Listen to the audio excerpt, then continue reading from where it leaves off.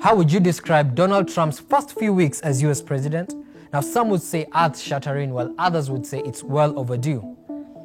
Many African countries are now on the brink of crisis owing to some of Trump's new policies, such as pausing foreign aid for 90 days and withdrawing from the World Health Organization.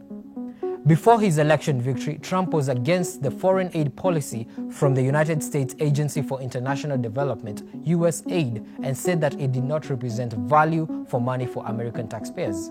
Hence, it's no surprise that he paused the funding until an audit is carried out. Countries like Kenya, which received an estimated $85 billion annually to fund critical programs, will now have to look for alternative sources of funding. The US aid dates back to 1961 when former President John F. Kennedy sought to coordinate foreign aid during the Cold War. The platform is funded by Congress and assists about 130 countries. It consists of thousands of employees who will now be placed on leave globally owing to the directive. Since the early 2000s, the US government has channeled billions to Africa, primarily in Kenya.